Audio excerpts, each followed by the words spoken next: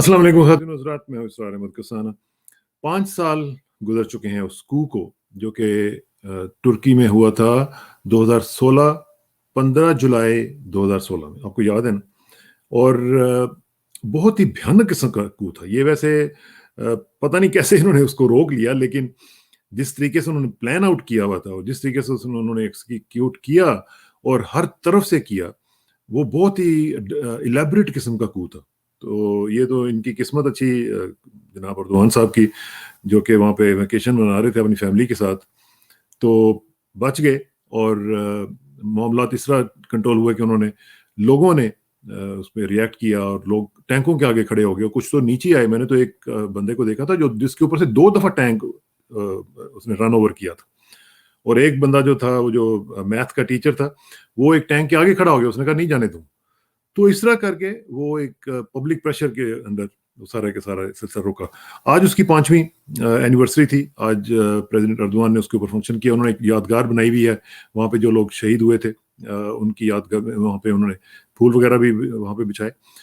उसका भी तजिया करेंगे। और साथ दूसरी जो अफगानिस्तान की सिचुएशन है, वो आपको पता ही कितनी इंपॉर्टेंट है। और उज़्बेकिस्तान में एज वी स्पीक कॉन्फ्रेंस चल रही है, prime minister Imran Khan is there और बाकी लोग भी वहाँ पे हैं। इंडियन डेलीगेशन भी वहाँ पे गया हुआ है, पता नहीं किस मुंह से गए हुए हैं। तो उनका भी जरा देखते हैं कि वहाँ पे क्या सिचुएशन हुई है। और एक बड़ी इंपॉर्टेंट डेवलपमेंट ये हो रही है कि तालिबान ने 2 शराइत के साथ ये कहा है कि हम सीज फायर करने के लिए तैयार हैं 3 महीने के लिए। और वो 2 शराइत क्या है? एक तो ये है कि हमारे कैदी छोड़े जाएं, और दूसरा ये है कि जो हमारे जो लोग ब्लैक लिस्ट में शामिल हैं उनको उसमें से निकाला जाए। तो इसका जरा तजिया करते हैं, चलते हैं लंदन और बात करते हैं अपने दोस्त जनाब डॉक्टर शाहिद कुरैशी साहब के साथ। रूए रवां हैं जनाब इसके लंदन पोस्ट के। और डॉक्टर शाहिद, अस्सलाम वालेकुम, कैसे हैं जी आप? जी वालेकुम अस्सलाम और आपके तमाम देखने वालों को भी सलाम। Thank you doc. मुझे ये बताएं डॉक्टर शाहिद के ये जो कू की मैंने बात की है, ये कू जब हुआ था इंसिडेंटली आप उस दिन वहीं पे थे, तो आप ये कहीं फतेहुल्लाह गोलन के साथ तो नहीं मिले हुए थे? क्या करने गए हुए थे आप वहां पे? देखें, ये बड़ा एक मेरी जिंदगी का बड़ा एक अहम मोमेंट था। इससे पहले मैं वॉर जोन्स में और इन सारी जगहों पे फिरता रहा हूँ, हाँ। लेकिन ये यहाँ पे ये हुआ कि मैं इंटरनेशनल मीडिया कॉन्फ्रेंस में गया हुआ था कोनिया। हम्म। और कोनिया में 14 मई को 14 जुलाई को मेरी स्पीच थी वहाँ पे इंटरनेशनल मीडिया के ऊपर। ये जो तस्वीर है तो ये उसी कॉन्फ्रेंस की है? ये 14 तारीख की तस्वीर है कोनिया हम्म। की। और 15 तो को कू? अच्छा, अब ये हुआ ये है कि 15 तारीख को हमें सुबह के वक्त वो ले गए अनकरा, कोनिया से बाय कोच। तो हम ठीक। तकरीबन कोई ज्यादा फासला नहीं, बस 12 साढ़े 12 बजे के करीब हम अनकरा पहुंचे और सीधे हम वहां से हम्म। प्राइम मिनिस्टर हाउस गए। तो बिनाली यल्दिरम जो है वो प्राइम मिनिस्टर थे उस वक्त। तो जो यहाँ इस तस्वीर में मुझे नजर आ रही। उन्होंने, जी, बड़ी वेरी काइंडली उन्होंने मुझे बुलाया। मैं काफी दूर बैठा हुआ था, तो उन्होंने करीब बुला के मुझे बिठाया। तो मेरी उनसे बातचीत भी हुई, फिर ऑफ कैमरा भी उनसे भी, और उनके जो एडवाइजर उनके साथ बैठे हुए फॉरेन अफेयर्स के, उनके साथ भी बात हुई। अ, जो तुर्की के जो सीरिया में, ये जो तस्वीर है ये पोस्ट कू, यानी हम्म। 6 मंथ्स के बाद अंतालिया में उन्होंने बुलाया, उन्होंने एनालिसिस लेने के लिए कि कू के बारे में वो पाकिस्तान और इंटरनेशनल एनालिसिस क्या है। ठीक। तो वो उस पर स्पीच थी। अ, अब मैं उस दिन पे आता हूँ कि उस दिन क्या हुआ। हम्म। तो जब हम प्राइम मिनिस्टर से मीटिंग करके और वहां से जब हम वापस आए, तो वापस अब कोनिया में जब मैं पहुंचा तो मेरा एक इंटरव्यू था। बॉस्निया का एक सर्वाइवर था जो जिसकी उम्र 8 साल थी उस वक्त, जब वो ट्रक में उसको फेंक दिया गया एज ए मुर्दा समझ के। हाँ। लेकिन वो बंदा बच गया, और बहुत ज्यादा वो ट्रोमेटिक और पीटीएसडी और साइकोलॉजिकल प्रॉब्लम का शिकार था बंदा। हम्म। उसका मैं इंटरव्यू कर रहा था सीएनएन टर्क के साथ। अब ये तकरीबन 10 बजे हुए थे उस वक्त, और एकदम टीवी के ऊपर जब खबरें आनी शुरू हुई, तो मेरे जो दोस्त तुर्क जर्नलिस्ट थे उन्होंने बताया कि भाई ऐसे ऐसे अनकरा में ये हो गया। और आपको पता कोनिया भी बहुत बड़ा बेस है उनका एयरफोर्स का, वहाँ पे हाँ। टैंक की भी बहुत बड़ी कंटोनमेंट है। तो उन्होंने एयर स्पेस बंद कर दी। और सबसे अफसोसनाक बात ये थी कि टर्किश एयरफोर्स के जो जेट्स थे वो उनकी पार्लियामेंट के ऊपर बमबारी कर रहे थे, उनके पुलिस स्टेशन पे बमबारी कर रहे थे। हम्म। और वो जो रात थी वो सारी रात अजानें होती रही तुर्की के। आपको पता है कि बड़ा मुसलमान मुल्क है। हम तो बरतानिया में तो हमें अजान की आवाज़ नहीं आती, लेकिन जब तुर्की में जाते हैं तो वहाँ पे हमें पाँचों टाइम अजानों की आवाज़ें भी आती हैं। तो वो अजानें सारी रात वो देते रहे।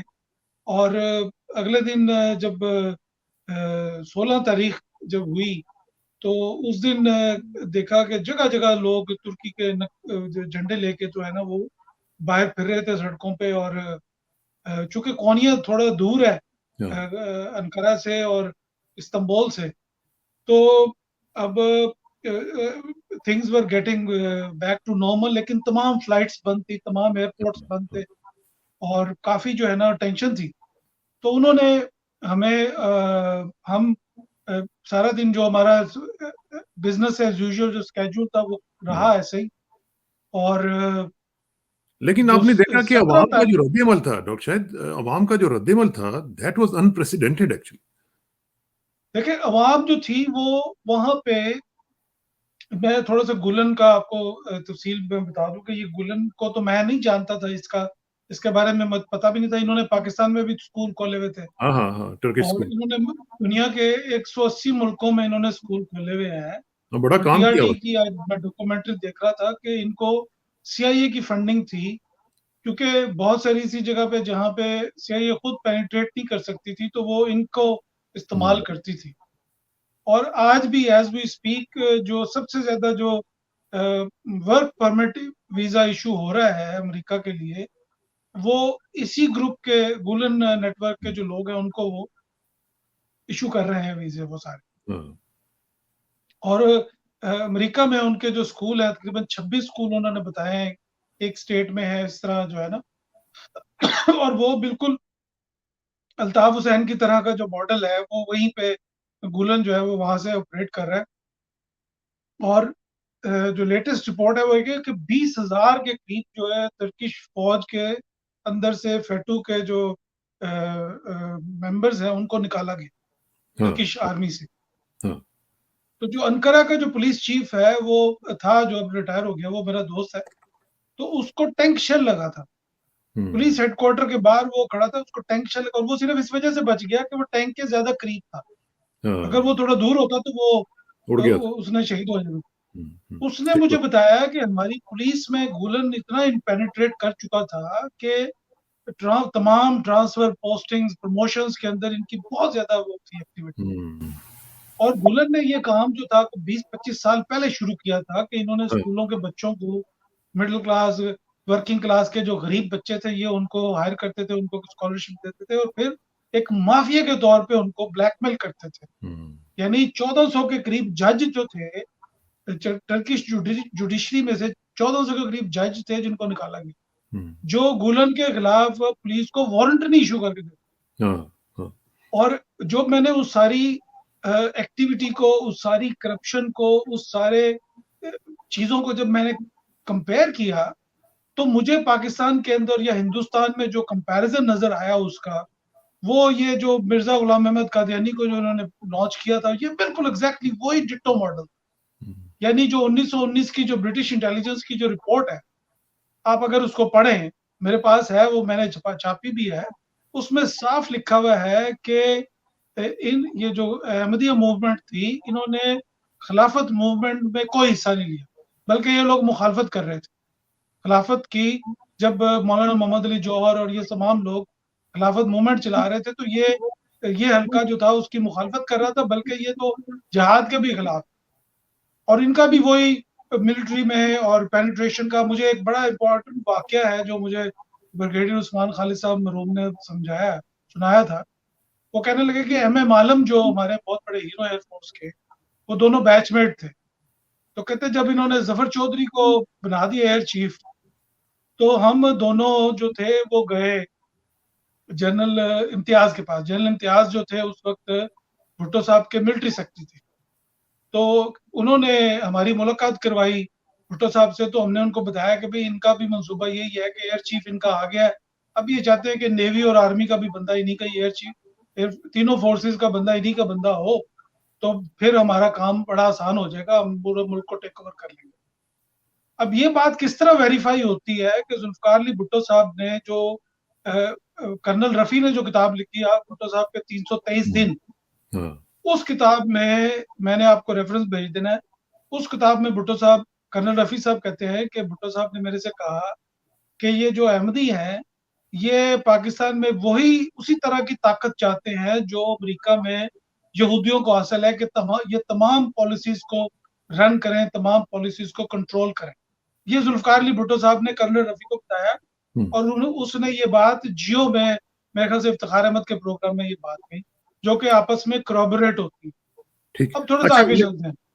लेकिन कमिंग बैक टू द कू, मेरा ख्याल है पहले उसको जरा हम टच कर लें। मैं एक तस्वीर आपको दिखाता हूँ, आप ही की तस्वीर है, और ये है पोस्ट कू, एक कॉन्फ्रेंस में आप गए हुए हैं, तो और इसमें बल्कि सादिक संजरानी साहब भी नजर आ रहे हैं। तो जी, ये जो सिचुएशन है ये क्या है, और फिर इसके बाद फिर जो सिचुएशन बनी उस पे किस तरीके से उन्होंने कमेंट किया प्राइम मिनिस्टर साहब? देखिए ये मेरी प्राइम मिनिस्टर साहब से जो है वो कू के बाद ये पहली मीटिंग थी बाकू, अजरबैजान में मुलाकात हुई। वहाँ पे सादिक संजरानी साहब भी आए हुए थे, और पार्लियामेंट है ये अजरबैजान की, जहाँ पे मेरी उनसे मुलाकात हुई। तो उन्होंने बड़ी काइंडली जो है ना, बड़े प्यार से जो है वो मुझे बुलाया अपने साथ लंच पे, और वहाँ पे उनसे बात हुई, जो मेरी उनसे उस वक्त तुर्की और सीरिया और इराक इशू पे जो बात होती रही थी। तो उनका जो, वो पाकिस्तान का बहुत एहतराम करते हैं, पाकिस्तान से बहुत प्यार करते हैं, और उनके जो एनालिस्ट हैं उन्होंने पाकिस्तान में जो ये कादियानी फैक्टर था, इसको उन्होंने बड़ा क्लोजली स्टडी किया, और वो इसको बड़ा रिलेट करते हैं दोनों चीजों के साथ। और इसका मैं आगे बताता हूँ कि ब्रिगेडियर उस्मान खालिद साहब जो थे, वो मेजर जनरल अख्तर हुसैन मलिक के एडीसी थे, जो कि अख्तर हुसैन मलिक साहब कादियानी थे, और वो अंकारा में पोस्टेड थे, जहाँ पे उनकी एक हादसे में, ट्रैफिक एक्सीडेंट में वो फौत हो गए थे। तो जो ब्रिगेडियर उस्मान खालिद जिन्होंने ये वाकया सुनाया, वो अख्तर हुसैन मलिक के एडीसी थे as a major in Turkey. तो जो मैं बात आपको बता रहा हूँ, वो, या जो बात उन्होंने बताई, वो बड़ी ऑथेंटिक। मेरी खुद एमएम आलम साहब से बात हुई थी जब वो फैसल एयर बेस पे थे उनके इंतकाल से पहले। तो जो जो जो टेम्पलेट है इसमें, टेम्पलेट चलती है द मेहदी, एक किताब है जो एजे क्विन ने लिखी है, और वो हमने उसका रिव्यू छापा है, मैं आपको उसका भेज दूंगा, आपके पास अगर तस्वीर है तो वो जरूर दिखाइए। एजे क्विन ने वो जो द मेहदी की किताब, वो किसी फॉर्मर इंटेलिजेंस ऑफिसर ने लिखी है, और उसकी थीम यही है कि अगर आपने मुसलमानों को कंट्रोल करना है तो उनमें कोई ऐसा लीडर बनना है, प्लांट करें जो उनके पूरे मॉब्स को कंट्रोल कर सके, जिसका पूरा नेटवर्क हो। अब गुलन नेटवर्क के इक्विवेलेंट जो नेटवर्क है आपके पाकिस्तान में, वो ताहिर अल कादरी साहब का नेटवर्क। उनके पास भी स्कूल है, उनके पास भी उसी तरह की वर्क फोर्स है, वो भी 20-25 हजार बंदा ला के उन्होंने इस्लामाबाद के अंदर जो है वो धरना भी दिया, और वो खुद एक बड़े गर्म कंटेनर में भी बैठे रहे। तो इस तरह के जो अभी भी 60 के करीब पाकिस्तान की पार्लियामेंट के अंदर उलमा और मशाइख और पीरों की जो औलादे हैं, वो पार्लियामेंट का हिस्सा हैं, जो अंग्रेजों के लिए जासूसी करते रहे हैं, शाह महमूद कुरैशी समेत और यूसुफ रज़ा गिलानी, इन सब के जो बड़े दादे परदादे थे, वो यही मुखबरियों का काम करते। तो ये जो मॉडल है, इसको इन्होंने रिफाइन करके गुलन की शक्ल में लॉन्च किया। और आज मैं डॉक्यूमेंट्री देख रहा था टीआरटी पे, वो जिसमें वो कह रहे हैं कि गुलन को जब एक्सट्राडाइट, अब टर्की कह रहा है कि गुलन को एक्सट्राडाइट करें, उनके एम्बेसडर ने आज कहा वाशिंगटन में हाँ, हाँ, कि आप फतेहुल्लाह गुलन को एक्सट्राडाइट करें, टर्की जो है। वो नहीं करते लेकिन ना। अमेरिका उसको एक्सट्राडाइट नहीं कर रहा हाँ, इस चीज को। लेकिन जो सबसे इंपॉर्टेंट चीज है कि ये एक व्हाट्सएप कू थी, यानी उन्होंने गुलन नेटवर्क ने एक अपनी एप्लीकेशन बनाई हुई थी, जिस पे वो एक दूसरे से कम्युनिकेशन कम्युनिकेट करते करते थे। हैं। ठीक, ठीक, ठीक। और उस कम्युनिकेशन में देखें कि जो पुलिस है टर्की की, उसने फौज के लोगों को गिरफ्तार किया। एयर चीफ जो था उसको पुलिस ने अरेस्ट किया। जो मौजूदा वजीर दिफा है, ये उस वक्त आर्मी चीफ थे, हाँ, और इनके गले में इनको भी एयर चीफ गिरफ्तार ने, कर लिया। इन्होंने इसके गले में बेल्ट डाल के उसको जबरदस्ती कहा कि तू टेक ओवर का ऐलान कर। उसने कहा मैं ऐलान नहीं करता। हाँ, तो जो एयरफोर्स थी, जब मैं वापस अंकारा गया अगले दिन, तो किंची एयरबेस जो है, जो नेटो फोर्सेस भी वहां पे बेस्ड है, न्यूक्लियर बेस है, उस बेस से जहाज उड़ रहे थे। तो उस पूरे बेस की उन्होंने लाइट ऑफ कर दी, बत्ती काट दी उन्होंने उसकी, और पुलिस ने उसको घेर लिया। उस वक्त वहां पे अमेरिकन भी थे, उन्होंने कहा किसी को कोई अंदर नहीं जा सकता और कोई बाहर नहीं आ सकता वहां से। ठीक। तो तुर्की की जो पुलिस थी उसने इस coup को नाकाम बनाया। अवाम तो चलो थी, शुक्र है उनकी पुलिस इस काबिल थी, वरना हमारी पुलिस होती तो पता नहीं क्या से क्या करवा देती। हमारी पुलिस ने तो शहबाज शरीफ साहब की जो पुलिस थी उसने वाकया पठानकोट की FIR पाकिस्तान में दर्ज कर ली थी। ये तो हाँ, आपकी ये पंजाब पुलिस हालत है। का जो ये हाल है कि ये अच्छा, नवाज अच्छा, शरीफ आप साहब जरा का ये थोड़ा सा कारनामा है। इसमें मुख्तसरन सिर्फ ये बताएं कि इसमें कोई लेसन है पाकिस्तान के लिए, पाकिस्तानी कौम के लिए, कैसे इससे हम क्या सीख सकते हैं? इससे हमें एक लेसन ये मिलता है कि अगर आप काम करें, अगर जितना प्रेसिडेंट अर्दोगान ने पिछले 10-20 साल में उनकी पार्टी ने काम किया, उन्होंने डिलीवर किया। 25 बिलियन डॉलर IMF का लोन वापस किया। हम्म। और ये मेरी ही स्टोरी थी जो मैंने 2-3 साल पहले शाया की थी कि तुर्की ने 470 टन गोल्ड जो था US ट्रेजरी में रखा हुआ था, वो उन्होंने गोल्ड वापस ले लिया। उस गोल्ड की वैल्यू भी कुछ 23 बिलियन डॉलर के करीब बनती है। तो तुर्की ने अपने जो कार्ड्स हैं बड़ा स्मार्टली प्ले किए हैं, लेकिन इसके बावजूद जो यूरोपियन ताकतें हैं वो अभी भी तुर्की के पीछे चढ़ी हुई हैं। चढ़ी नहीं और अभी चढ़ी। कुछ महीने पहले फ्रेंच इंटेलिजेंस के 2 एजेंट उन्होंने पकड़े, टर्किश इंटेलिजेंस ने इस्तांबुल में, जाहिर है वो जो ये बैठेंगे तो नहीं जासूसी ना, कर रहे थे। वो आराम से तो नहीं ना बैठेंगे, वो तो कुछ ना कुछ करते रहेंगे। और मेरा ख्याल है कि एक चीज जो और हमें याद रखनी चाहिए वो ये है कि जो नेशनल प्राइड उस बंदे ने क्रिएट किया है अपनी कौम के अंदर, उसकी कीमत कुछ भी नहीं है। वो मेरा ख्याल है इतने बहुत सारे बिलियन डॉलर से बहुत बड़ी चीज है जो उसने नेशनल प्राइड क्रिएट किया है। अच्छा, दूसरी बात, अब जरा दूसरा टॉपिक भी कर लेते हैं, टाइम की चूंकि किल्लत है। तो डॉक्टर साहब, इस वक्त जो हम देख रहे हैं कि मामला जो है वो अफगानिस्तान के चल रहे हैं और इस वक्त उज्बेकिस्तान में डिस्कशंस चल रही हैं। पाकिस्तान ने 17, 18, 19 को बुला लिया है उन लोगों को एक कॉन्फ्रेंस के लिए, और जो तालिबान ने कंडीशंस रख दी हैं अपनी एक सीज फायर के लिए, वो भी। ये सिचुएशन अब कैसे अब आगे बढ़ेगी, क्या होगा? क्योंकि इंडिया जो इस वक्त हम देख रहे हैं, आपने देखा कि चाइनीज उसके बस के ऊपर भी अटैक हुआ है, तो वो अब इस वक्त बहुत कहते हैं ना फ्रस्ट्रेटेड हुए हैं, उनको समझ नहीं आ रही। देखिए, मैं इससे आगे मूव होने से पहले जो काबुल एयरपोर्ट की सिक्योरिटी का मामला है, तुर्की ने जो कहा है कि मैं उसकी करूंगा, तो मेरी एक सीनियर मेरे दोस्त हैं टर्की जर्नलिस्ट, उनसे बात हो रही थी 2 दिन पहले।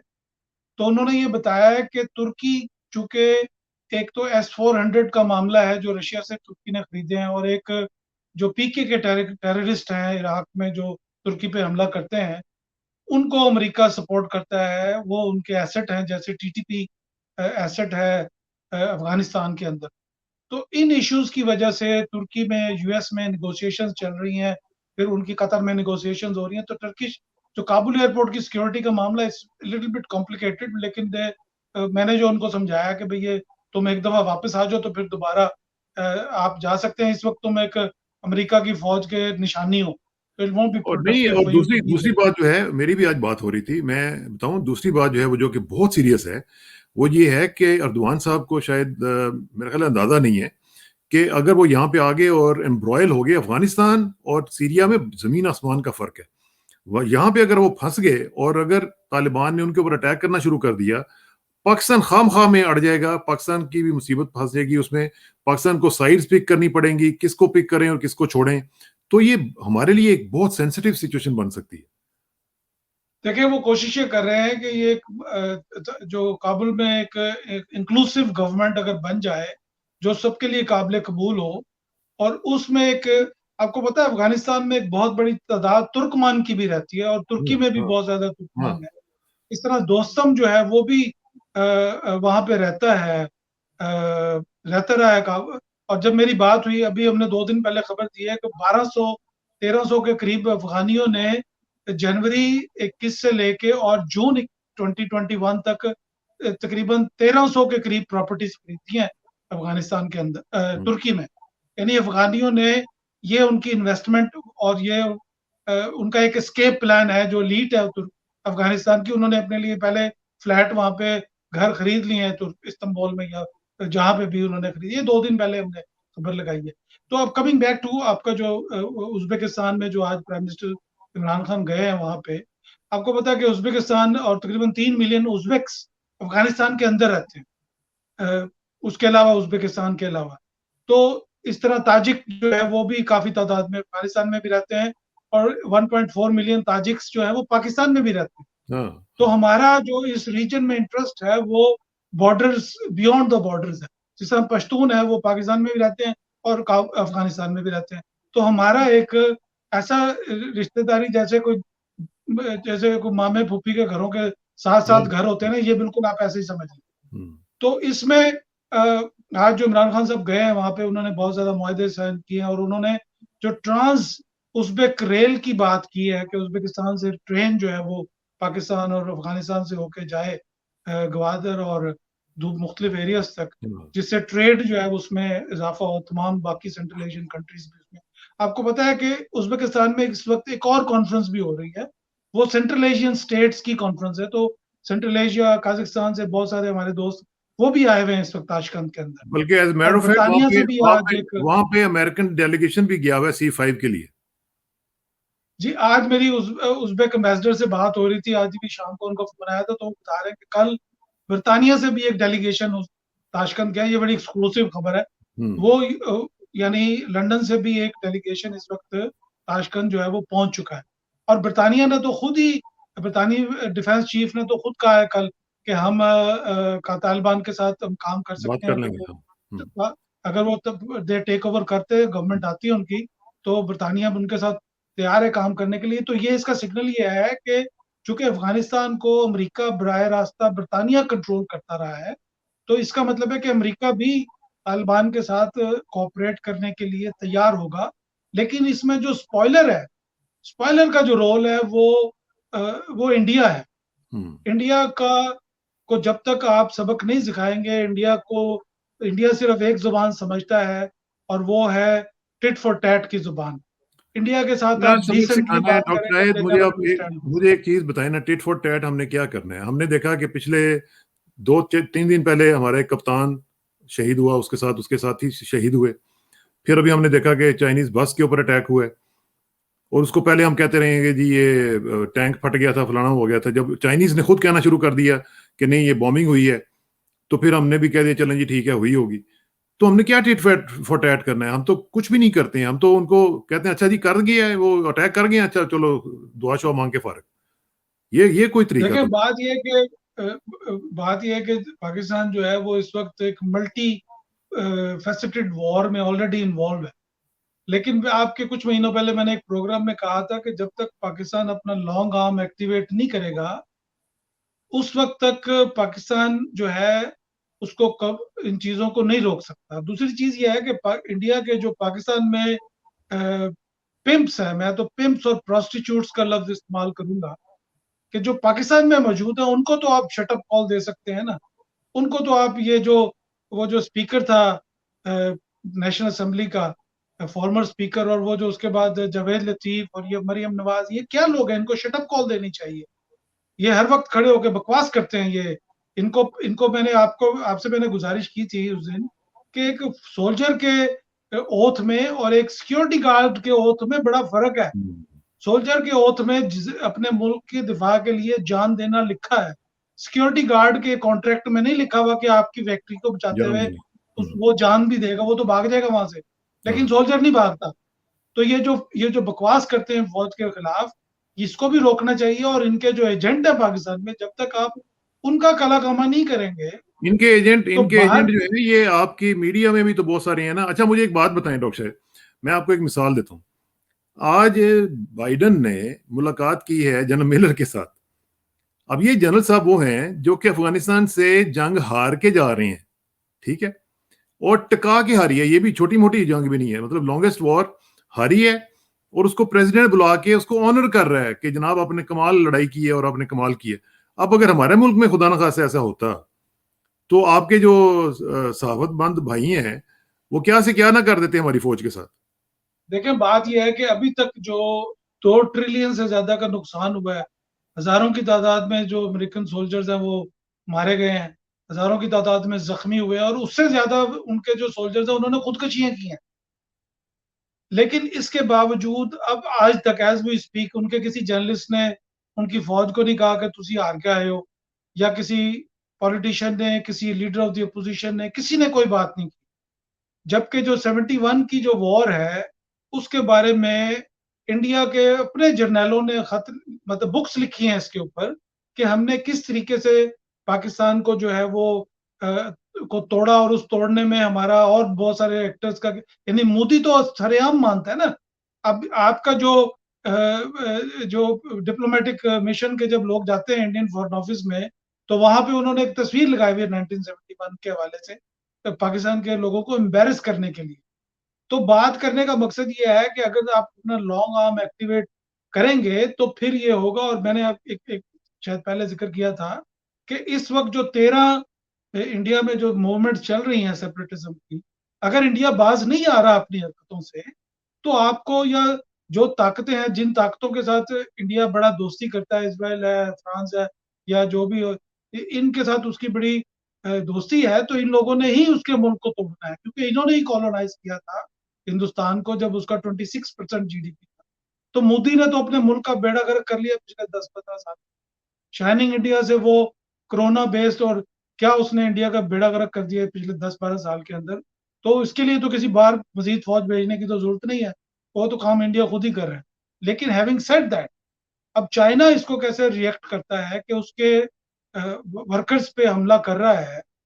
और आपको ये पता होना चाहिए कि ये लोग जो शहीद, जो चाइनीज हलाक हुए, ये वन चाइल्ड पॉलिसी के लोग हैं, यानी ये अपने इकलौते हैं अपने खानदान में, और इनका कोई और बहन भाई नहीं होगा। तो इससे उनकी जो फैमिली को जो ट्रॉमा पहुंचा है, और उनकी वो नस्ल बड़ा, खत्म हो गई, उनकी नस्ल खत्म हो गई। जी। तो इस चीज को सामने रखते हुए पाकिस्तान के जो करता धरता है, उनको भी थोड़ी सी गैरत करनी चाहिए कि चलो आप उधर दूर नहीं जा सकते, तो जो घर में ये पिम्प्स और प्रोस्टिट्यूट्स बैठी हुई हैं, चाहे वो कोई भी शक्ल इनको में तो हो, चाहे कंट्रोल वो करें। जर्नलिस्ट हो, चाहे वो पॉलिटिशियन हो, चाहे वो बिजनेसमैन हो, आप वॉल्यूम 10 को पब्लिक करें। मैं आज से डिमांड कर रहा हूँ आपके प्लेटफॉर्म से कि सुप्रीम कोर्ट ऑफ पाकिस्तान जो है वो वॉल्यूम 10 को फ्रीडम ऑफ इंफॉर्मेशन के तहत उसको पब्लिक करे, ताकि दुनिया को पता चले कि ये शरीफ जो है ये इंडिया के साथ क्या करते रहे हैं, इनके क्या कारोबार रहे हैं, ये और पाकिस्तान को इन्होंने जिस क्या जिसका भी नुकसान। नाम आता है, लेट दी हेवंस फॉल। देखे ना क्या हो जाएगा, जिसका नाम आता है, जो भी जिस डिपार्टमेंट से है, पता चले ना कि कौन कौन क्या क्या करता रहे। जी, अब मैं इससे बिल्कुल एग्री करता हूँ, लेकिन हैविंग सेड दैट, मेरी आपसे शायद मैंने जिक्र किया था, एक यहाँ पे डिफेंस के साहब थे, उनसे बात हुई थी काफी साल पहले, तो उन्होंने एग्जैक्टली यही बात कही थी। उन्होंने कहा जी आपने हमारे हाथ बांधे हुए हैं, आप हमें जवाब नहीं देने देते। अच्छा, अगर हमें जवाब देने की आप दे दें इजाजत, तो हम इसको 24 घंटे में बंद करवा सकते हैं, ऐसी कोई बात नहीं है। अफगानियों ने तो भी तो किया है ना इनको बंद, तो ये भी बंद हो सकते हैं। लेकिन बात सिर्फ ये है कि जो पाकिस्तान के अंदर जो गद्दार हैं, उनको भी खत्म करना ज्यादा जरूरी है बाहर के गद्दारों से, क्योंकि जब अंदर के ज्यादा, खत्म हो जाएंगे तो उनके पास फुट सोल्जर्स ही खत्म हो जाएंगे सारे। बिल्कुल सही बात है, बिल्कुल सही बात है। असल तो में वो बात फिर ये कैसे है, कर सकते हैं, ये जो असल ये तो जो बात सारी ये है एक्टिविटी कि हो रही है, लोकल उसको करनी है ना। हमें अपना जो हाउस है वो ऑर्डर में करने की जरूरत है, और उसमें जितने भी गद्दार हैं, जितने भी इस तरह के लोग हैं, उनका कला कमा करने की जरूरत है। डॉक्टर साहब आपका बहुत शुक्रिया, इंशाल्लाह आपसे रब्ता रहेगा, और अल्लाह करे कि नाजरीन आप भी थोड़ी सी दुआ किया करें इस हवाले से कि पाकिस्तान में ये जो इदारे हैं हमारे, उनको भी थोड़ा सा अल्लाह ताला तौफीक दे कि वो इस तरह के मामलात में क्लियर कट स्ट्रेटजी रखें, और ये देखें कि कौन दुश्मन है कौन दोस्त है, और जो दुश्मन है उनको दुश्मनों की तरह ट्रीट करें। और ये नहीं है कि जो आपके घर में बैठे हुए हैं दुश्मन, उनको दुश्मन ना समझे, क्योंकि वो सबसे ज्यादा नुकसान आपको पहुंचा रहे हैं। बहुत बहुत शुक्रिया। आखिर में दुआ की मेरी इज्जत के लिए काफी है कि मैं तेरा ही बंदा हूँ, मेरे फख्र के लिए काफी है कि तू ही मेरा परवरदिगार है। तो बिल्कुल उसी तरह जिस तरह मैं चाहता हूँ, मुझे भी उसी तरह बना दे जिस तरह तू चाहता है। स्पुरदम बतोमाए खेच रहो तू दानी हिसाब कमो बेच रहा। मुझे इसरा किसानों को डॉक्टर शाहिद कुरैशी साहब के साथ इजाजत दीजिए। जल्दी मुलाकात होगी इंशाल्लाह। अल्लाह हाफिज।